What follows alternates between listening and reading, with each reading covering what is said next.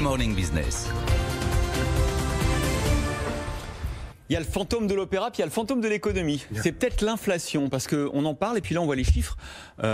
Août, déflation en Europe, dans certains pays ça baisse, moins 0,1 aussi je crois en France, si j'ai bien compris.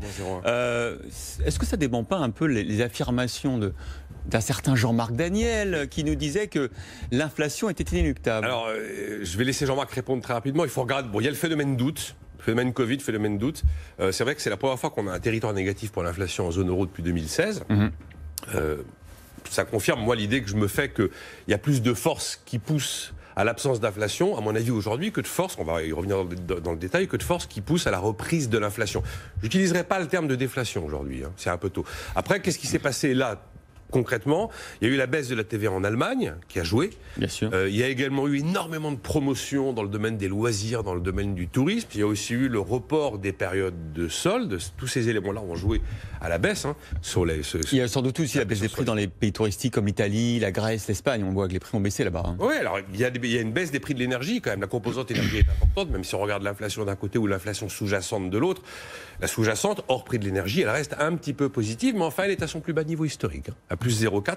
Elle n'a jamais été aussi faible en zone euro. Et puis, il y a une petite aggravation du chômage. On a vu que le taux de chômage de la zone euro avait pris 0,1. Il était passé de 7,8 à 7,9 entre juin et juillet. Donc, des éléments qui expliquent concrètement pourquoi est-ce qu'on en est à cette situation assez rare, faut reconnaître, à la fin du mois d'août, d'après les chiffres d'Eurostat. Mais on va voir ce qu'en pense Jean-Marc Daniel. Jean-Marc. Alors, je pense d'abord qu'il faut se méfier de l'usage des mots. Je maintiens, inflation, déflation sont des mots qui ont un sens très précis et qui ne signifient pas forcément hausse ou baisse des prix. Ouais. L'inflation, c'est une hausse auto-entretenue des prix. La déflation, c'est l'inverse, c'est une baisse auto-entretenu des prix. Là, on est plutôt dans une zone où il n'y a ni inflation ni déflation. Et donc, la question qu'on se pose, qu'on est en droit de se poser, c'est est-ce que c'est durable ou est-ce que effectivement c'est une période, un peu une sorte de palier avant, soit une économie qui sombre vraiment dans la déflation. Ça peut être durable, une période où on est entre les deux, où la pièce ne retombe pas? Oui, ça peut être durable. Quand on regarde l'économie du 19e siècle, c'était une économie qui a eu de longues périodes de stabilité, de vraie stabilité des prix, avec une période d'inflation qui était la période où on avait découvert de l'or, et donc la période post-1848, et une période de très forte déflation, qui est la période qui va de 1873 à 1893. Mais sinon, vous avez une relative stabilité des prix au 19e siècle. Donc ça peut exister. Il y a quand même là aussi plusieurs éléments qui jouent par rapport à mon diagnostic, donc sur lequel vous avez émis quelques sarcasmes.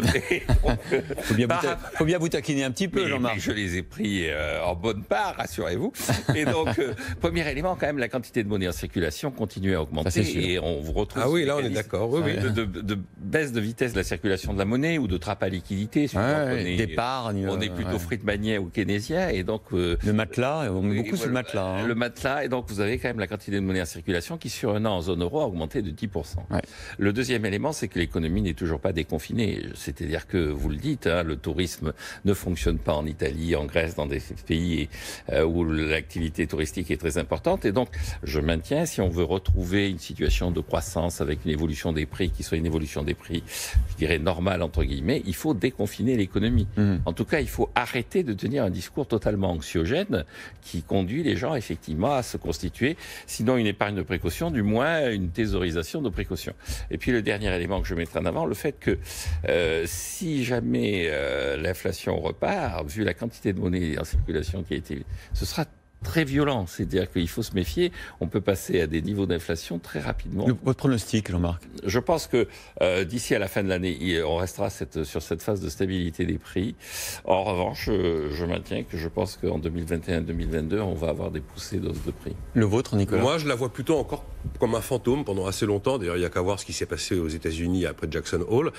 Effectivement, tout est lié à la quantité de monnaie en circulation et la rapidité avec laquelle cette monnaie circule.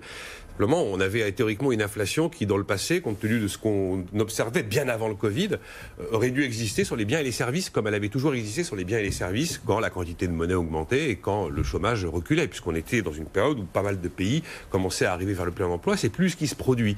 Et en fait, cette inflation des transactions, maintenant, c'est une inflation qui est sur les placements. On voit qu'elle tire les actions à la hausse, elle tire l'immobilier à la hausse. J'ai l'impression que ce phénomène est durable, que le vieillissement de la population y participe notamment dans nos vieux pays. On voit bien, alors on appelle ça des bulles ou pas des bulles, mais on a aujourd'hui des phénomènes de prix d'actifs sur les actions et l'immobilier qui sont quand même des réalités. La concurrence est toujours là, le progrès technique n'a pas disparu. J'ai pas l'impression qu'avec le risque de chômage, il y ait beaucoup de revendications salariales, qui est quand même un moteur de taux d'inflation qui irait vers le haut. Il n'y a pas non plus de recul de l'euro à l'horizon. Je ne vois pas aujourd'hui ce qui pourrait réveiller une inflation, même en 2021. Le débat, Jean-Marc Daniel. Une remarque, il y a un mot important qui a été dit, c'est concurrence. C'est-à-dire que la relance de l'inflation, elle repose effectivement en partie sur l'absence de concurrence. Or, c'est un des problèmes de l'économie américaine. Et l'inflation aux États-Unis est un peu plus importante qu'en Europe, justement parce qu'on commence à voir apparaître des lieux où la concurrence est en train de faiblir. Jean-Marc Daniel avec Nicolas Dose. Merci, messieurs.